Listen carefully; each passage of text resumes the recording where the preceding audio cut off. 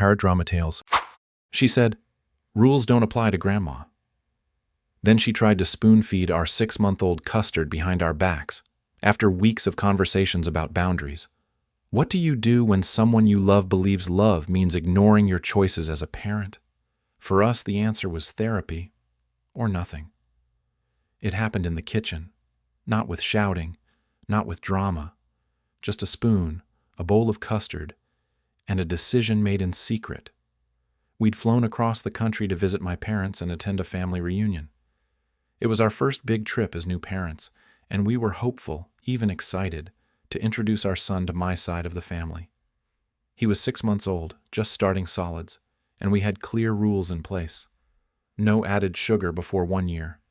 No spoon feeding, just baby-led weaning, letting him explore food on his own. We'd talked about it for weeks. My wife had been especially thorough, gentle, respectful, but firm. She'd explained our approach more than once to my mom, not because she was trying to control her, but because she wanted to include her. She sent articles, answered questions, and made space for conversation. There were no surprises. But still, that afternoon, my wife walked into the kitchen and caught my mother leaning over our son, Custard in one hand, spoon in the other. It wasn't an accident. It wasn't a misunderstanding. It was deliberate. My wife didn't raise her voice. She didn't snap. She didn't start a fight. She just walked in, saw what was happening, picked up our baby, and left the room. No words, no performance, just heartbreak in motion. I stayed behind, and I asked the obvious question. "Why didn't you ask us first?" My mom's response: "Because I knew you'd say no." She said it like it was funny, like it was clever, a kind of wink and nod confession that she knew better, or at least believed she did. And that's what made my stomach turn. It wasn't about the sugar. It wasn't even about the spoon. It was about the fact that she knew what we'd asked and chose to ignore it. Not because she thought it was dangerous, not because she forgot, but because she disagreed. And rather than discuss it, she acted behind our backs. Later, she'd try to walk it back, say it was sarcasm, say it wasn't a spoon, it was a fork, say our son reached for it, and she just happened to respond. But in that moment, right there in the kitchen, she was unapologetically clear. She overrode our parenting decision because she felt entitled to. And here's the thing, this wasn't the first time. It was just the most obvious one. Before that, there were small moments, photo requests at 9 a.m. when we'd asked for quiet until 10. "But I'm Grandma," she'd say. "Rules don't apply to Grandma." And maybe in her mind, that was sweet, harmless. A grandma's right, but to us it was a pattern. And when you're a new parent trying to raise your child with intention, a pattern of disrespect doesn't feel harmless. It feels like erosion of trust, of voice, of the space we're trying to build for our son. What she did that day was small, but what it meant, that was huge.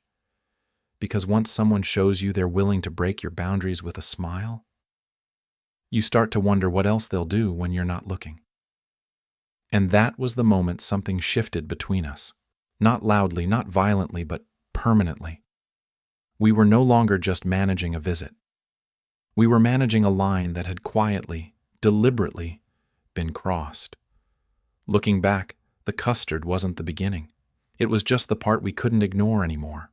Before that moment, there had been plenty of little things, small, subtle nudges against the boundaries we were trying, sometimes clumsily, to put in place as new parents. At first we brushed them off. New role, new territory. A little friction is normal, right? But normal starts to rot when it repeats. I remember the photo messages. My mom loved getting pictures of the baby, daily if possible. We'd agreed to share them every morning, but asked for one small thing. Please don't text before 10 a.m. That was when our house was calm, when the baby was usually fed, when we weren't juggling burp cloths and diapers in one hand and a ringing phone in the other. Simple boundary. But 9 a.m.? There she was. Any new photos? 9:15. How's my little guy this morning? When we gently reminded her, she smiled and said, "Rules don't apply to Grandma." We laughed the first time. The second time, we repeated our request. The third, we stopped finding it funny. Because what she was saying, maybe without realizing it, was, I hear you, but I don't have to listen. And then there were the unsolicited Amazon packages, teething toys we didn't want, plastic books we were avoiding, outfits 2 sizes too small. Gifts are thoughtful. But when we asked her to hold off so we could first declutter and sort through what we had, she said, "Oh, I already clicked buy, you'll figure it out." Always delivered with a smile. Always wrapped in the language of love. But here's the thing. Love doesn't override consent. And it sure doesn't get to wear rebellion like it's adorable. What we were beginning to see wasn't malice. It was something more insidious. Entitlement in disguise. The kind that creeps in when someone believes that relationship gives them permission to bypass respect. And I get it. My mom came from a generation where parenting was different, where grandparents were expected to be involved, even authoritative, where giving advice wasn't questioned, and lines were fuzzy because it takes a village. But here's what she didn't understand. We weren't rejecting the village. We were trying to build one, with intention, with boundaries, with room for our child to grow into his own person, not just a project for everyone else's nostalgia. And every time she laughed off our requests, minimized our concerns, or broke a rule because she thought it didn't matter, it chipped away at something fragile, not just trust, but safety. Because parenting, especially early parenting, is vulnerable by nature. You're figuring it out in real time, often sleep-deprived and overwhelmed. The last thing you need is to feel like someone in your own family is working against the house you're trying to build. The pattern was clear now. The custard wasn't a fluke. It was just the first moment where her disregard couldn't be shrugged off as sweet or forgetful. It was deliberate, and as painful as it was to admit, that meant the next step had to be deliberate too. We didn't want to fight. That wasn't the goal. We wanted clarity, respect, maybe even closure. After the custard incident, we gave it a day. We let the emotions settle, ours at least. Then we sat my parents down in the living room. My mom on one end of the couch, arms crossed. My dad beside her, already with that look, the one that says, "Let's not make a big deal out of this." My wife was calm, tired, but clear. She spoke first. "We've talked about food boundaries. We've explained why we're doing things this way. So when we saw you feeding him custard with a spoon, it felt like you didn't take us seriously." My mom blinked, then shook her head like she'd just heard a lie. "It wasn't a spoon," she said. "It was a fork, and he reached for it. I wasn't really feeding him." There it was, the rewrite, the soft edit. My wife didn't flinch. She didn't argue. She just said, "Even if that were true, you didn't ask." That's when the apology came. Quick, hollow, a placeholder. "I'm sorry you're upset," my mom said. "But the thing about apologies is that they're only real if they land. And this one didn't." Because not 2 minutes later, she was already saying things like, "You're blowing this out of proportion, and it's just one little taste, and he's not going to remember anyway." And then she said it. "You're making me feel like a terrible grandmother." That's when I saw my wife's shoulders drop. Not out of anger, out of exhaustion. Because now, instead of talking about the boundary that was crossed, we were managing my mom's feelings about being called out. I stepped in, calm but firm. "Mom, this isn't about whether you're a bad grandmother. It's about the fact that we set a clear boundary and you knowingly went around it." Her expression hardened. "Well, maybe if you weren't so strict, I wouldn't have to." I remember the silence after that. Heavy, dense. My dad finally chimed in. Okay, let's not pile on." "She didn't mean harm. You two are being a bit harsh." Harsh. That word stuck with me. Not firm, not clear, just harsh. It was as if standing up for our own parenting choices, after months of giving the benefit of the doubt, was somehow an act of aggression. The conversation devolved from there. No yelling, but definitely raised voices. My mom said my wife had snapped at her. My wife said she only removed herself because she didn't trust herself to speak kindly in that moment. And that's the truth. She walked away so she wouldn't scream. But that didn't matter. Because a few days later, when we'd already left the visit early, we got the call. She screamed at me, my mom said. She made me feel small in my own home. Neither of us remember screaming, not even close. But the accusation wasn't about accuracy. It was about control. It was her rewriting the story to feel like the victim. Because that's easier than sitting with the truth that you were wrong. And at that point, we knew this wasn't just a one-time disagreement. This was a pattern. And the conversation that was supposed to clear the air, it only made the walls taller. The photos stopped the next morning. No announcement, no dramatic goodbye, just nothing. Before that, my wife had been sending my mom daily pictures and short videos, little glimpses of our son's first year. His gurgles during tummy time, the way his toes curled when we read him Goodnight Moon. That crooked smile when he found the ceiling fan hilarious for no reason at all. And my mom loved them. She lived for them, told her friends, replayed them, forwarded them to extended family with sparkly emojis and captions like, "My little joy." But after that living room conversation, after the apology that turned defensive, after the accusation that my wife had screamed, my wife quietly pressed pause. No more updates, no more access, not out of cruelty, but because something had broken, and she needed space to decide what to do with the pieces.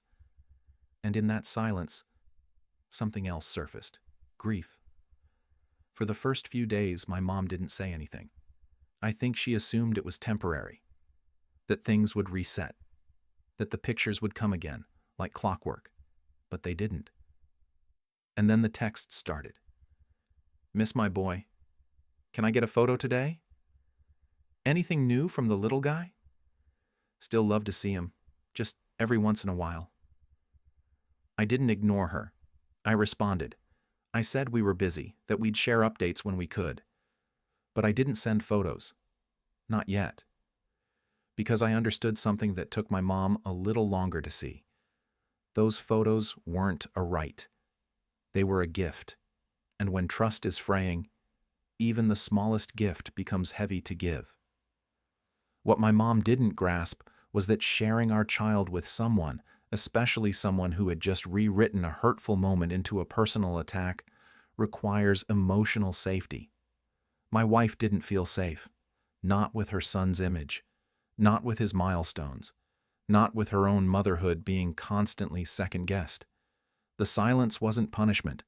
It was protection, a quiet boundary, one that said, "You crossed a line, and until you show us that you understand that, deeply and sincerely, we can't go back to normal."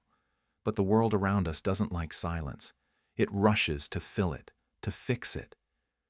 My dad called me a few days later, voice gentle, conciliatory. "It's been a rough patch," he said. "But can't we move forward? Your mom's heart is breaking." I believe him. But here's what I told him. So is ours. Because a broken heart doesn't automatically make you right. And love, real love, doesn't just mean feeling hurt. It means being willing to see the hurt you've caused. So we stayed quiet. And every day that passed without a photo was a reminder, not of anger, but of consequence. We weren't withholding. We were waiting. Waiting for a sign that they were ready to meet us, not as grandparents demanding access, but as people who understood that being part of this little boy's life isn't guaranteed. It's earned. We wanted them to be there, truly. Despite everything, the custard, the deflection, the photo silence, we still wanted my parents at our son's first birthday. Not because we had forgotten, but because we hoped this could be a turning point, a reset, a moment where love could take the lead, just this once. But we needed something in return, something simple, human, reasonable. Reflection. My wife proposed a short exercise. Nothing invasive, no therapy speak. Just a series of open-ended questions for them to answer in writing about what kind of grandparents they wanted to be, how they saw their role in our son's life, what values they hoped to pass on. We'd answer the same ones. Then we'd meet on video and talk. Not to debate, not to dissect the past, just to align.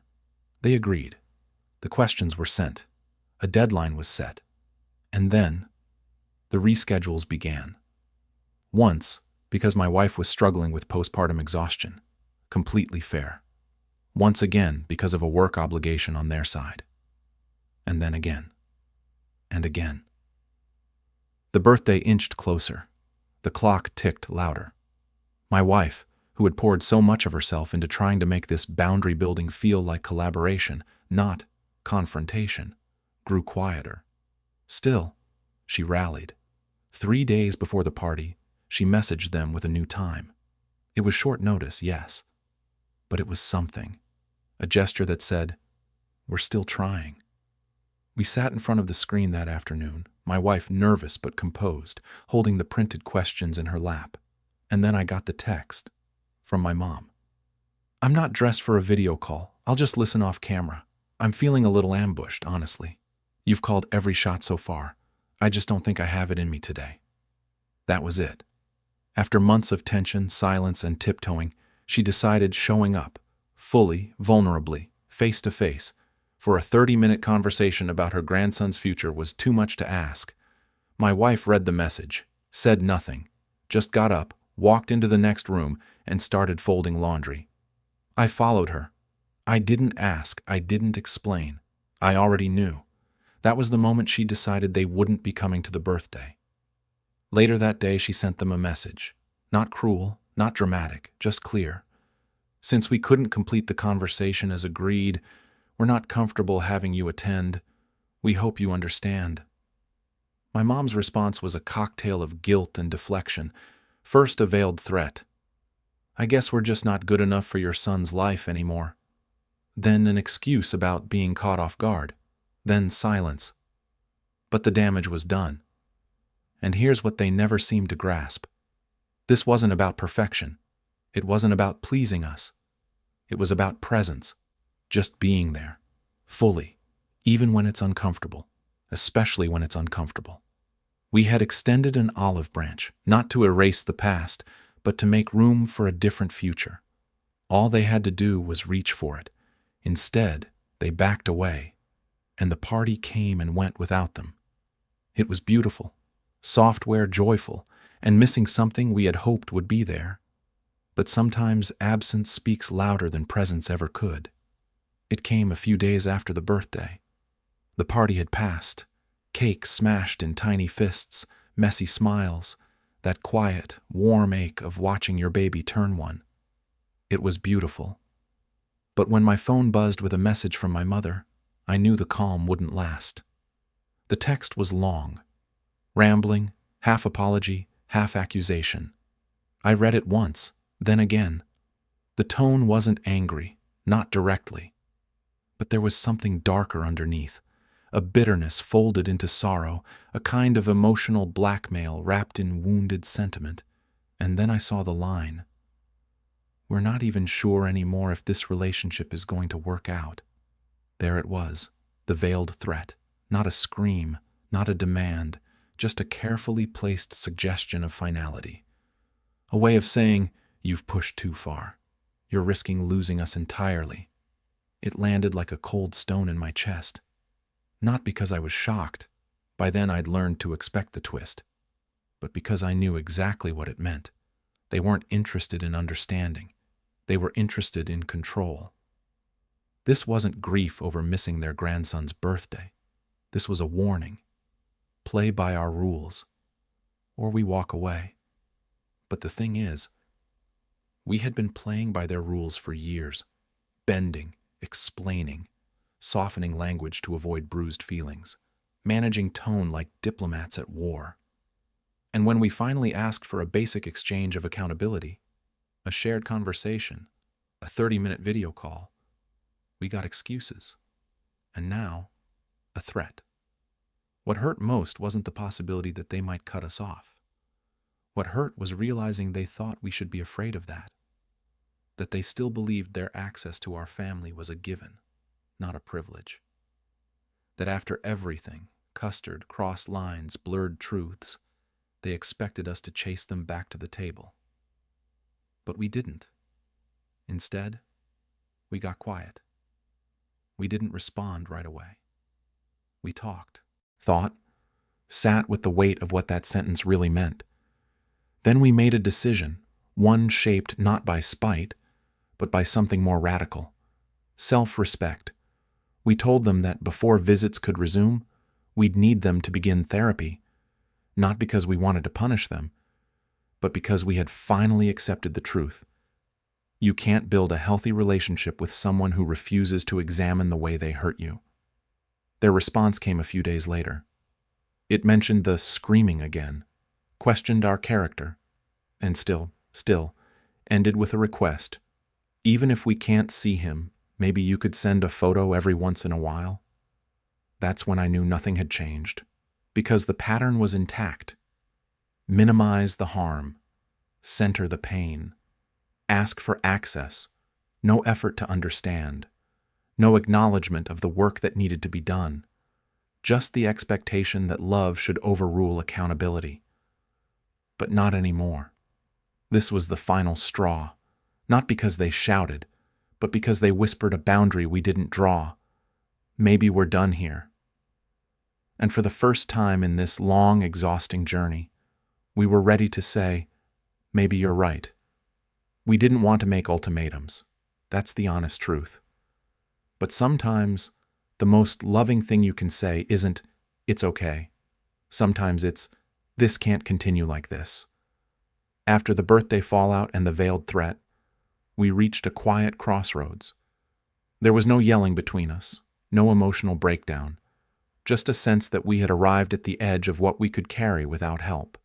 So we asked for help. Not for ourselves this time, but for them. We told my parents, gently but firmly, that we needed them to begin therapy before we could consider reconnecting. Not forever, not even weekly. Just begin. One conversation with a neutral party. One step toward reflection, healing, and change. It wasn't punishment. It wasn't even protection anymore. It was a test of willingness. Because here's what therapy meant to us: ownership, a sign that they could sit with discomfort instead of rewriting it, that they were willing to look inward, even just a little, to understand how things got to this point. We wrote the message carefully. We didn't blame or shame. We explained that while we still cared for them, the cycle of denial and deflection had worn us down, and until that cycle was interrupted, we couldn't trust that things would ever be different. Their response? Not fury, not understanding, just another sidestep. My mom mentioned again how my wife screamed at her, a story that had somehow solidified into family gospel despite no one else remembering it that way.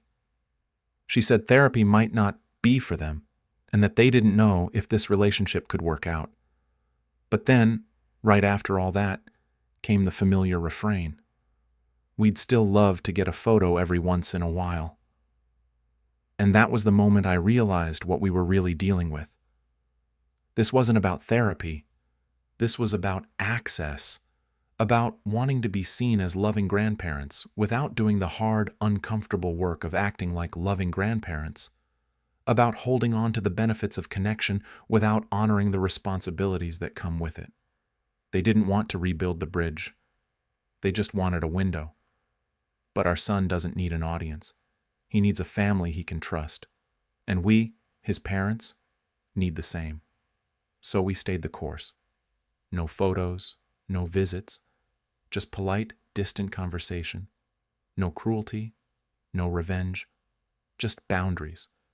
Because if someone tells you, in 100 subtle ways, that your needs don't matter, that your version of the story isn't real, that your pain is less important than their comfort, then asking them to see a therapist isn't extreme.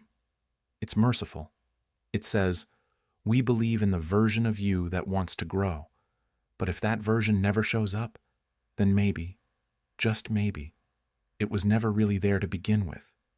People like to talk about the man of the house, the protector, the provider, the steady voice between storms. But what they don't tell you is that sometimes Being that man means standing in the middle of two worlds and realizing that the only way to protect both is to finally choose one. That's where I've been, stuck between the family I came from and the family I'm building. For a long time, I tried to play both sides. I wanted peace. I wanted to believe that with enough patience, enough explanations, enough calm words and soft rephrasings, I could make everyone feel heard. That I could soften the edges on both sides and hold everything together. I thought if I could just keep my tone neutral, my timing perfect, my language respectful, we could somehow all make it through. But you can't mediate your way through a refusal to listen. And being the bridge eventually starts to feel like being walked on. I watched my wife pour herself into motherhood, through postpartum fatigue, through doubt, through learning what it means to raise a child with intention. And I watched her face my family with grace, even when they questioned, ignored, and minimized her voice. I watched her ask for boundaries, not with anger, but with clarity. And I watched them treat those boundaries like suggestions. And still, for too long, I kept trying to smooth it over. I kept telling her, give them time. They'll come around. They mean well. But meaning well doesn't raise a child. Meaning well doesn't heal wounds that are reopened with every misunderstood boundary. Meaning well doesn't earn you trust. Eventually, she stopped asking me to fix it. That's what hurt the most. Not because I wanted control, but because she had stopped believing I could stand up for her, for our child, for the version of us that didn't have to compromise just to keep the peace. That's when I knew I had to stop standing in the middle, because being a good son didn't mean sacrificing being a good father. And being a good husband didn't mean betraying the boy looking up at me, trusting me to model what respect really looks like. So I stepped out of the middle. I stopped trying to translate. I started saying no. No to the constant rewriting of reality. No to emotional manipulation dressed up as longing. No to the expectation that blood entitles someone to anything. And for the first time, I felt something I hadn't in months. Clarity. Not relief, not joy, but clarity. I'm a father now, and I don't stand in the middle anymore. I stand with my family, even when it's hard, even when it hurts. Because if I don't choose them first, someone else will teach my son what love looks like, and it won't be the kind that makes room for truth. I used to think family was something you held on to no matter what, that it meant bending, accommodating, forgiving first and explaining later.